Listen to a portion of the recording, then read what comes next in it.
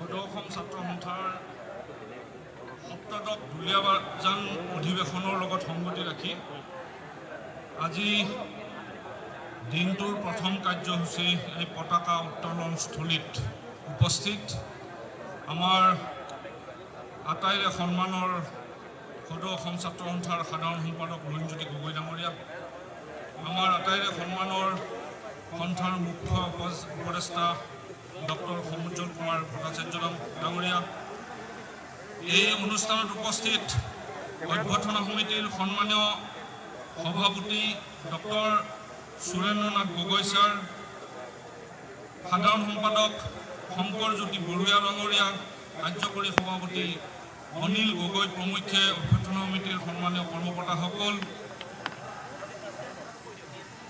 ডিব্ৰুগড় জিলা ছাত্ৰ সন্থাৰ সভাপতি বুলবুল দত্ত, ভাৰপ্ৰাপ্ত সাধাৰণ সম্পাদক অৱনী কুমাৰ গগৈ ডাঙৰীয়া, দুলীয়াজান আঞ্চলিক ছাত্ৰ সন্থাৰ বহুল তালুকদাৰ সভাপতি আৰু দীপাংকৰ গগৈ সাধাৰণ সম্পাদক ডাঙৰীয়া, প্ৰমুখ্যে সদৌ ছাত্ৰ সন্থাৰ কেন্দ্ৰীয় নেতৃবৰ্গ, অলপ পিছত অনুষ্ঠিত হ'বলগা সাংস্কৃতিক শোভাযাত্ৰাৰ সন্মানীয় উদ্বোধক, লগতে বিশিষ্ট অতিথিসকল, ছাত্ৰ সন্থাৰ বিভিন্ন জিলাৰ পৰা আহি ইয়াত উপস্থিত হোৱা জিলা ছাত্ৰ সন্থাসমূহৰ সন্মানীয় সভাপতি, সাধাৰণ সম্পাদক প্ৰমুখ্যে বিষয়ববীয়া আৰু কৰ্মকৰ্তাসকল, আঞ্চলিক আৰু বিশ্ববিদ্যালয় পৰ্যায়ৰ পৰা অহা সংগঠনৰ সন্মানীয় সভাপতি, সাধাৰণ সম্পাদক, লগতে ছাত্ৰ সন্থাৰ কৰ্মকৰ্তাসকল, ইয়াত উপস্থিত সন্মানীয় শিক্ষাগুৰুসকল, শ্ৰদ্ধাৰ আই মাতৃসকল, সাংবাদিক বন্ধুসকল আৰু শ্ৰদ্ধাৰ ৰাইজ তথা ছাত্ৰ ছাত্ৰী বন্ধু বান্ধৱীসকল, সদৌ ছাত্ৰ সন্থাৰ কেন্দ্ৰীয় সপ্তদশ দুলীয়াজান অধিৱেশন যোৱাকালিৰে পৰা অনুষ্ঠিত হৈছে। আজি আমাৰ প্ৰথম কাৰ্যসূচী হিচাপে পতাকা উত্তোলন, ইতিমধ্যে পতাকা উত্তোলন হ'ল। দিনজোৰা কাৰ্যসূচী আছে। দুলীয়াজানবাসী ৰাইজৰ সহযোগত, ডিব্ৰুগড়বাসী ৰাইজৰ সহযোগত ডিব্ৰুগড়ৰ তৈলনগৰী দুলীয়াজানত এই ঐতিহাসিক এই অধিৱেশনখন অনুষ্ঠিত হৈছে। দুলীয়াজানবাসী ৰাইজ আৰু ডিব্ৰুগড়বাসী ৰাইজৰ সহযোগত ইয়াত অসমৰ বিভিন্ন ঠাইৰ পৰা বৰাক উপত্যকাৰ 3খন জিলা আৰু ব্ৰহ্মপুত্ৰ উপত্যকাৰ প্ৰতিখন জিলাৰ পৰাই ইয়াত আহি ছাত্ৰ সন্থাৰ কৰ্মকৰ্তাসকল উপস্থিত হৈছিল। এই 4 দিনত ইয়াত আহি উপস্থিত হোৱা ছাত্ৰ সন্থাৰ কৰ্মকৰ্তাসকলে ইয়াৰ পৰা বিভিন্ন অভিজ্ঞতা লৈ পেলাই তেওঁলোকে উভতি যাব। ছাত্ৰ সন্থা সংগঠনটোৱে সমাজৰ বিভিন্ন কথা বতৰা, অসমৰ সমাজ জীৱনৰ লগত সম্পৃক্ত বিভিন্ন সমস্যা, সকলো কথাক লৈ সমাধানৰ সূত্ৰ বিচাৰি সময়ে সময়ে আন্দোলনৰ পথ লৈছে, বিভিন্ন সময়ত আলাপ আলোচনা কৰিছে আৰু আমাৰ এই অসমীয়া জনসাধাৰণৰ, অসমৰ প্ৰত্যেকটো জাতি জনগোষ্ঠী, ভাষা-ভাষী, ধৰ্মাৱলম্বী লোকৰ যি কথাই অসমীয়া জাতিটোক ভৱিষ্যতৰ দিনত আগবঢ়াই লৈ যাব পাৰিব, সেই সকলো কথা আগত ৰাখি ছাত্ৰ সন্থাৰ মূল শক্তিটোৱে কিছুমান সিদ্ধান্ত গ্ৰহণ কৰে আৰু সেই সিদ্ধান্তসমূহক লৈ আগবাঢ়ি গৈ থাকে। এই সদৌ ছাত্ৰ সন্থা সংগঠনটোৰ লগত অসমৰ সকলো স্কুল, কলেজ, বিশ্ববিদ্যালয়, প্ৰত্যেকখন শিক্ষানুষ্ঠানৰ ছাত্ৰ ছাত্ৰীসকল জড়িত হৈ থাকে। ছাত্ৰ সন্থাৰ লাখ লাখ কৰ্মকৰ্তাই দিনে নিশাই সদৌ ছাত্ৰ সন্থাৰ পতাকাখন অসমৰ নীলিম আকাশত উৰাই ৰখাৰ কাৰণে প্ৰচেষ্টা অব্যাহত ৰাখে। সমাজত যি ধৰণৰ অপব্যাধি আহে, সেই ব্যাধিসমূহক কেনেকৈ আঁতৰাব পাৰি, সমাজৰ পৰা যিবোৰ বেয়া কথাই সমাজক কলুষিত কৰে, তেনে সমাজ ব্যৱস্থা এখন উন্নত সমাজ ব্যৱস্থালৈ কেনেকৈ লৈ যাব পাৰি, এই সন্দৰ্ভত চিন্তা কৰে। ঐতিহাসিক দুলীয়াজান ডিব্ৰুগড় জিলাৰ অন্তৰ্গত ডিবৰু নৈৰ এক ইতিহাস আছে আৰু বিশেষকৈ আহোম আৰু চুতীয়া সেনাৰ মাজত ডিব্ৰু নৈৰ যি মুখ, সেই ডিব্ৰু মুখৰ পাৰত যুদ্ধ হৈছিল বা সেই সময়ত তাত ভেটা দিয়াৰ কাৰণে যি গড় নিৰ্মাণ কৰিছিল, সেই গড়টোৰ নামেৰে ডিব্ৰুগড়ক ডিব্ৰুগড় বুলি জনা যায়। এই দুলীয়াজানৰ বহুত ইতিহাস আছে। দুলীয়াজান অঞ্চলত ইতিমধ্যে আপোনালোক আটাই জানে যে চাউলুং চুকাফাই 7 ৰাজ মাৰি 1 ৰাজ কৰাৰ সময়ৰ পৰা দুলীয়াজান অঞ্চলৰ জনসাধাৰণে একতাৰে জীৱন নিৰ্বাহ কৰি আহিছে। প্ৰত্যেকটো জাতি জনগোষ্ঠী ভাষা-ভাষী ধৰ্মাৱলম্বী লোকে একত্ৰিত হৈ দুলীয়াজানৰ সমগ্ৰ অঞ্চলটোত তেওঁলোকে একত্ৰিত হৈ বসবাস কৰি আছে।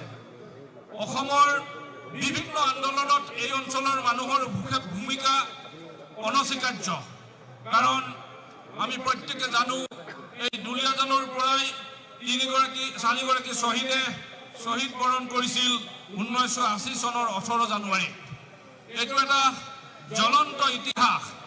অসম আন্দোলনৰ বা অসমৰ অস্তিত্ব ৰক্ষা আন্দোলন 79 চনৰ পৰা আৰম্ভ হৈছিল আৰু সেই আন্দোলনৰ 80 চনৰ 18 জানুৱাৰীত শ্বহীদ কুমুদ গগৈ এই চলাকটকী খেলপথাৰৰ একেবাৰে কাষত যিগৰাকী ব্যক্তিৰ ঘৰ আছিল, শ্বহীদ কুমুদ গগৈ, শ্বহীদ নিপেন বৰা, শ্বহীদ অজিত নেওগ আৰু শ্বহীদ নগেন ডেকা, এওঁলোকক গুলীয়াই হত্যা কৰা হৈছিল তেল অৱৰোধ কৰি থাকোঁতে।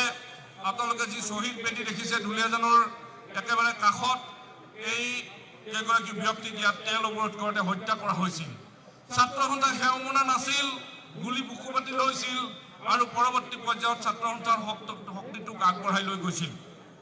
ইতিহাসে গৰখা এই দুলীয়াজান অঞ্চলৰ আশে পাশে থকা কেইবাখনো মহাবিদ্যালয়ে অসমৰ শিক্ষা জগতত বিশেষভাৱে প্ৰভাৱ বিস্তাৰ কৰি আহিছে।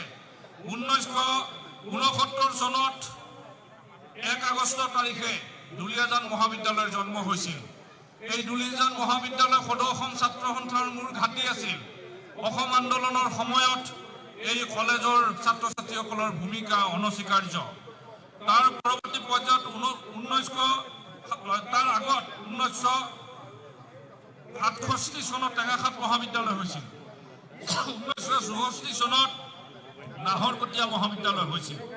1972 চনত টিংখাং মহাবিদ্যালয় আৰু 1973 চনত নামৰূপ মহাবিদ্যালয় প্ৰতিষ্ঠা হৈছিল। সেই দিনৰে পৰা আজিলৈকে দুলীয়াজান মহাবিদ্যালয়ৰ ধৰি যিসমূহ মহাবিদ্যালয়ৰ ছাত্ৰ ছাত্ৰী ইতিমধ্যে তেওঁলোকে আছে, সকলো ছাত্ৰ ছাত্ৰীয়ে ছাত্ৰ সন্থাৰ মজিয়াখনত কাম কাজ কৰি গৈছে। এইখন জিলাৰ পৰাই ইতিমধ্যে কেইবাগৰাকীও সভাপতি আৰু সাধাৰণ সম্পাদকৰ দায়িত্ব লৈছে। বিশেষকৈ আহোম ৰাজত্ব কালত এই অঞ্চলৰ জনসাধাৰণৰ যি উত্তৰণ, সেই উত্তৰণে আজি উচ্চ শিখৰত পাইছেগৈ। তেল উদ্ঘাটনৰ পৰা আৰম্ভ কৰি সকলো কথা সময়ে সময়ে আহি আছে। বিশেষকৈ সৌমাৰ পীঠৰ অন্তৰ্গত এই ডিব্ৰুগড় জিলা এটা বিস্তৃত অঞ্চল, বিশেষকৈ তেলৰ কাৰণে বিখ্যাত। নাহৰকটীয়া অঞ্চলত তেলৰ খাদসমূহে অসমৰ অৰ্থনৈতিক ভেটি টনকিয়াল কৰিছে। এই দুলীয়াজানত বিশেষকৈ গেছ কোম্পানীয়ে গেছ নিষ্কাশন কৰিছিল বা গেছৰ কোম্পানী প্ৰথম স্থাপন হৈছিল 1969 চনৰ 3 ফেব্ৰুৱাৰী তাৰিখে।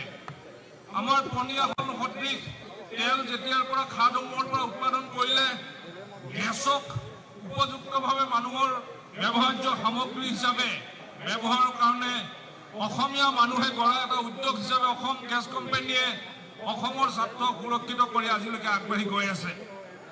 তাৰ লগতে এই অঞ্চলত এখন অতি বুৰঞ্জী প্ৰসিদ্ধ গাঁও আছে। এই গাঁওখন হ'ল ভাদৈ। এই ভাদৈ স্বৰ্গদেউ গদাধৰ সিংহৰ দিনৰ এই গাঁওখনত 3গৰাকী মহিয়সীৰ ভিতৰত এগৰাকী মহিয়সীৰ নামেৰে এগৰাকী অসমীয়া গাভৰু বা এগৰাকী অসমীয়া মহিলাৰ নামেৰে এই ভাদৈ পুখুৰী খন্দোৱা হৈছে। গতিকে ভাদৈক লৈ অসমৰ ইতিহাস বিজড়িত হৈ আছে। স্বৰ্গদেউ গদাধৰ সিংহৰ দিনৰ এক ইতিহাস সমগ্ৰ অঞ্চলতে ৰূপিত হৈ আছে। অসমৰ আহোম বুৰঞ্জীৰ ইতিহাস, আহোমৰ ৬০০ বছৰীয়া ৰাজত্বকালৰ পিছত অসমত যিহেতু বুৰঞ্জীৰ লিখা কাম আৰম্ভ হৈছিল, তাৰ আগৰ বুৰঞ্জী আমি যদি অধ্যয়ন কৰোঁ দেখিম কিছুমান প্ৰাচীন কথা বতৰাৰ ওপৰত ডিপেণ্ডেণ্ট আছিল। কিন্তু ১২২৮ চনৰ পৰা ১৮২৬ চনলৈ এই ৬০০ বছৰ যি আহোম ৰাজত্ব আছিল, সেই সময়ত বুৰঞ্জী লিখা কাম আৰম্ভ হ'ল আৰু তেতিয়াৰ পৰাই আজিলৈকে বুৰঞ্জী প্ৰসিদ্ধ এই অঞ্চলৰ বিভিন্ন ইতিহাস আছে। এই অঞ্চলত আন্দোলনৰ ইতিহাস আছে। তেল খাট, কয়লা খনি এইবিলাকত আন্দোলন কৰাৰ কাৰণে অসমৰ বিভিন্ন ঠাইৰ পৰা মানুহ আহি ইয়াত চাকৰি সূত্ৰে অহা মানুহ, ই ডক্টৰে হওক, ইঞ্জিনিয়াৰে হওক, এইসকল আন্দোলনৰ জৰিয়তে অসমীয়া জাতিক আজিৰ এই অৱস্থালৈ গৈ প্ৰতিষ্ঠিত কৰিছে। সেইকাৰণে আমি ক'ব খোজোঁ, হেজাৰ শ্বহীদৰ কেঁচা তেজ লগা পতাকা এই দুলীয়াজানৰ লগতে অসমৰ আকাশত উৰি থাকিব। দুলীয়াজান অঞ্চলত শ্বহীদ ৪গৰাকীয়ে অসম আন্দোলনৰ যি এই অঞ্চলৰ মানুহৰ ভূমিকা তাক আজিও প্ৰমাণ কৰি থৈ গৈছে। ইয়াত অসমৰ সকলো ঠাইৰ পৰাই মানুহ আহি গোট খাইছে, সকলো ঠাইৰ ছাত্ৰ ছাত্ৰী আহিছে। এই অধিৱেশনত ছাত্ৰ ছাত্ৰীৰ সমস্যাক লৈ আলোচনা হ'ব, অসমৰ জ্বলন্ত সমস্যাসমূহক লৈ আলোচনা হ'ব, লগতে যিসমূহ বিষয় ছাত্ৰ ছাত্ৰীৰ সুৰক্ষিত ভৱিষ্যতৰ বাবে অতিকে প্ৰয়োজন সেই সন্দৰ্ভতো আলোচনা হ'ব। মই আশা কৰিছোঁ দুলীয়াজানবাসী ৰাইজৰ সহযোগত, ডিব্ৰুগড়বাসী ৰাইজৰ সহযোগত এই সকলো কাৰ্যসূচী এই অধিৱেশনৰ সফলভাৱে ৰূপায়ণ হ'ব। অসমৰ জনসাধাৰণে অতি মৰমেৰে চাই সদৌ অসম ছাত্ৰ সন্থাক, সদৌ অসম ছাত্ৰ সন্থাক চেকা নলগাকে, কালিকা নলগাকে সকলো কথা সুপৰিকল্পিতভাৱে আগবঢ়াই লৈ যাবৰ বাবে এই অধিৱেশনতে এখন নতুন সমিতি গঠন হ'ব আৰু সেই নতুন সমিতিয়ে ভৱিষ্যতে অসমীয়া জাতিক আপোচহীনভাৱে আগবঢ়াই লৈ যাবৰ বাবে সংকল্পবদ্ধ হ'ব। দুলীয়াজান অসমৰ ইতিহাসৰ এখন এনেকুৱা অঞ্চল, অৰ্থনৈতিকভাৱে এই অঞ্চলৰ পৰাই উৎপাদিত হোৱা তেলৰ ৰয়েলটি লৈ অসমৰ জনসাধাৰণে বিভিন্ন কাঠামো নিৰ্মাণ কৰিছে, অসমৰ জনসাধাৰণৰ মূল অৰ্থনৈতিক ভেটি নিৰ্মাণ কৰিছে আৰু সমগ্ৰ অঞ্চলত থকা তেল খাটসমূহক সুপৰিকল্পিতভাৱে বিদেশী কোম্পানীক গটোৱাৰ সলনি যদি অসমৰ কোম্পানীসমূহে নিষ্কাশন কৰিলেহেঁতেন তেতিয়াহ'লে আমাৰ আৰু বহুত ৰয়েলটি আমি লাভ কৰিব পাৰিলোহেঁতেন। সেইকাৰণে আমি অনুৰোধ জনাইছোঁ, ইয়াত বিশেষকৈ অইল ইণ্ডিয়া লিমিটেডে অসমৰ স্বাৰ্থ সুৰক্ষিত কৰাৰ কাৰণে কাম কাজ কৰি আছে। ভৱিষ্যতেও অইল ইণ্ডিয়া লিমিটেডে অসমৰ স্বাৰ্থ সুৰক্ষিত কৰিবৰ কাৰণে কাম কাজ কৰি যাব বুলি আশা কৰিছোঁ। অসম গেছ কোম্পানীকে ধৰি, কাৰণ ডিগবৈতে প্ৰথম তেল শোধনাগাৰ স্থাপন হৈছিল। ভাৰতবৰ্ষ নহয়, পৃথিৱীৰ ইতিহাসত এছিয়া মহাদেশৰ প্ৰথমটো তেল শোধনাগাৰ ডিগবৈত স্থাপন হৈছিল। গতিকে অতি ইতিহাস গৰকা এই অবিভক্ত ডিব্ৰুগড় জিলা আমি সদৌ অসম ছাত্ৰ সন্থাৰ তৰফৰ পৰা আপোনালোক আটাইকে পুনৰ নমস্কাৰ জনাইছোঁ। এই সপ্তদশ বাৰ্ষিক দুলীয়াজান অধিৱেশনখন ইমান সফলভাৱে আটক ধুনীয়াকৈ আপোনালোকে অনুষ্ঠিত কৰিলে। অভ্যৰ্থনা সমিতিৰ প্ৰতিগৰাকী কৰ্মকৰ্তা, শ্ৰদ্ধেয় আই মাতৃসকল, অঞ্চলস্থ গাঁওসমূহৰ সমূহ বয়োজ্যেষ্ঠ মহিলা পুৰুষ সকলোকে সদৌ অসম ছাত্ৰ সন্থাৰ তৰফৰ পৰা আন্তৰিক শ্ৰদ্ধা জনাইছোঁ। জিলা ছাত্ৰ সন্থা, মহকুমা ছাত্ৰ সন্থা, আঞ্চলিক আৰু শাখা ছাত্ৰ সন্থাৰ লগতে বিশ্ববিদ্যালয় পৰ্যায়ৰ প্ৰতিনিধিসকললৈ পুনৰ আন্তৰিক আদৰণি জনাইছোঁ, অভিনন্দন জনাইছোঁ আৰু এই সমগ্ৰ কাৰ্যসূচী সফলভাৱে ৰূপায়ণ হওক তাকে কামনা কৰি মই মোৰ বক্তব্যৰ সামৰণি মাৰিছোঁ। ধন্যবাদ। জয় আই অসম। উপদেষ্টা ডক্টৰ সমুজ্জ্বল কুমাৰ ভট্টাচাৰ্যকে প্ৰমুখ কৰি সন্থাৰ কেন্দ্ৰীয় সমিতিৰ সন্মানীয় বিষয়ববীয়া কৰ্মকৰ্তাসকল,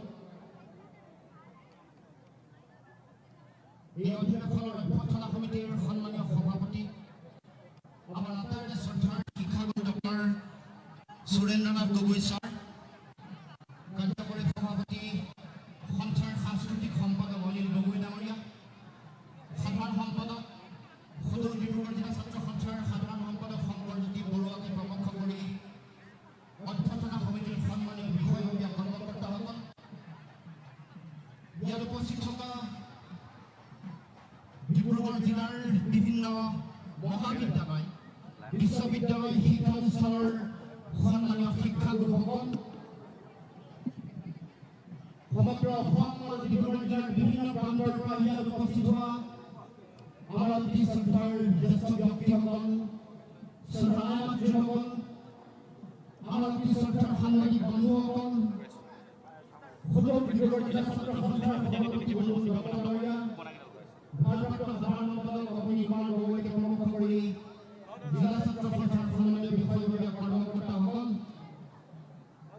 এই অনুষ্ঠানৰ মূল উদ্যোক্তাৰ দায়িত্ব গ্ৰহণ কৰা দুলীয়াজানৰ বিভিন্ন প্ৰান্তৰ সন্মানীয় ব্যক্তিসকল, দুলীয়াজান আঞ্চলিক ছাত্ৰ সন্থাৰ বিষয়ববীয়া কৰ্মকৰ্তাসকল, এই পবিত্ৰ বাকৰিত উপস্থিত হোৱা সমগ্ৰ অসমৰ বিভিন্ন প্ৰান্তৰ পৰা ইয়াত উপস্থিত হোৱা ছাত্ৰ সন্থাৰ প্ৰতিখন জিলাৰ সভাপতি সাধাৰণ সম্পাদক, মহকুমা ছাত্ৰ সন্থা, আঞ্চলিক ছাত্ৰ সন্থাৰ সন্মানীয় বিষয়ববীয়া কৰ্মকৰ্তাসকল, ইয়াত উপস্থিত হোৱা আমাৰ অতি শ্ৰদ্ধাৰ বিভিন্ন সাংস্কৃতিক দলৰ সন্মানীয় কৰ্মকৰ্তা, কলাকৌশলীসকল, ভকত বৈষ্ণৱসকল, পুৰাতন অংশগ্ৰহণ কৰা বিভিন্ন বিদ্যালয় মহাবিদ্যালয়ৰ মৰমৰ ছাত্ৰ ছাত্ৰী বন্ধু বান্ধৱীসকল, ছাত্ৰ সন্থাৰ কেন্দ্ৰীয় অধিৱেশনৰ এই পবিত্ৰ বাকৰিত উপস্থিত থকা ডিব্ৰুগড়ৰ বিভিন্ন প্ৰান্তৰ, দুলীয়াজানৰ বিভিন্ন প্ৰান্তৰ মোৰ অতি শ্ৰদ্ধাৰ ৰাইজ, মই সকলোলৈকে বিশেষকৈ ইয়াত উপস্থিত থকা সন্মানীয় জ্যেষ্ঠ ব্যক্তি আইনমন্ত্ৰী সন্মানীয় শিক্ষাগুৰুসকলৰ প্ৰতি ছাত্ৰ সন্থাৰ কেন্দ্ৰীয় সমিতিৰ পবিত্ৰ মঞ্চৰ পৰা আন্তৰিক শ্ৰদ্ধা জ্ঞাপন কৰিছোঁ, তেখেতসকলৰ প্ৰতি সচেতন প্ৰণিপাত জনাইছোঁ। আৰু এই সংগ্ৰামী ক্ষেত্ৰত এই বাকৰিত উপস্থিত থকা প্ৰতিগৰাকী ব্যক্তিলৈ ছাত্ৰ সন্থাৰ তৰফৰ পৰা আন্তৰিক শুভেচ্ছা, সংগ্ৰামী অভিনন্দন জনাইছোঁ। বক্তব্যৰ প্ৰাৰম্ভণিতে মই যিসকল মহান বীৰ শ্বহীদে স্বদেশ আৰু স্বজাতিৰ কাৰণে তেওঁলোকৰ জীৱনৰ সৰ্বোচ্চ ত্যাগ কৰি থৈ গ'ল, জাতীয় জীৱনৰ সুৰক্ষিত ভৱিষ্যতৰ কাৰণে স্বদেশ স্বজাতিৰ ভাষা কৃষ্টি সংস্কৃতি অধিকাৰ নিজৰ জীৱন নিজৰ বৰ্তমান জাতীয় ভৱিষ্যতৰ কাৰণে যিসকলে ত্যাগ কৰি থৈ গ'ল, সেইসকল মহান বীৰ শ্বহীদক অতি শ্ৰদ্ধাৰে বৰ্ণিছোঁ। আৰু এইসকল মহান বীৰ শ্বহীদৰ চিন্তা আদৰ্শ দৰ্শনে উঠি অহা নতুন প্ৰজন্ম অসমৰ সমাজ জীৱন, অসমৰ সমাজ, অসমৰ সভ্যতাক সদায় সাহস আৰু প্ৰেৰণা দিয়ক, তাকে আমি কামনা কৰিছোঁ। সদৌখন ছাত্ৰ সন্থাৰ সপ্তদশ এই অধিৱেশন এনেকুৱা ঠাইত এই অধিৱেশন অনুষ্ঠিত কৰা হৈছে, যিখন ঠাই ঐদ্যোগিকভাৱে অৰ্থনৈতিকভাৱে অসমৰ সমাজ জীৱনৰ কাৰণে অতি গুৰুত্বপূৰ্ণ। এই দুলীয়াজান ঔদ্যোগিক নগৰ, য'ত চাৰিওফালে oil India limited, gas company, NEEPCO এইবোৰ অনুষ্ঠান ইয়াত জড়িত হৈ আছে। অসমৰ জাতীয় জীৱনত অৰ্থনৈতিকভাৱে এই উদ্যোগসমূহে বিভিন্ন সময়ত অসমৰ সমাজ জীৱন, ভাৰতবৰ্ষৰ ৰাষ্ট্ৰৰ কাৰণে বিভিন্ন সময়ত বহুত অৰিহণা অৰ্থনৈতিকভাৱে আগবঢ়াই আহিছে। তাৰ লগে লগে Assam petrochemical limited, Brahmaputra valley fertiliser corporation limited, তাৰ লগে লগে BCPL, চাহ উদ্যোগ, সকলো ফালৰ পৰাই ডিব্ৰুগড় জিলাই ভাৰতীয় সমাজ, ভাৰতীয় জাতীয় জীৱনৰ অৰ্থনীতিৰ বহুত অৰিহণা আগবঢ়াইছে। আৰু সেইকাৰণে ঔদ্যোগিকভাৱে অৰ্থনৈতিকভাৱে এই দুলীয়াজান, এই ডিব্ৰুগড় অসমৰ সমাজ জীৱন, ভাৰতৰ ৰাষ্ট্ৰীয় ব্যৱস্থা সকলোৰে কাৰণে অতি গুৰুত্বপূৰ্ণ। আৰু এই অধিৱেশন অনুষ্ঠিত কৰিছে।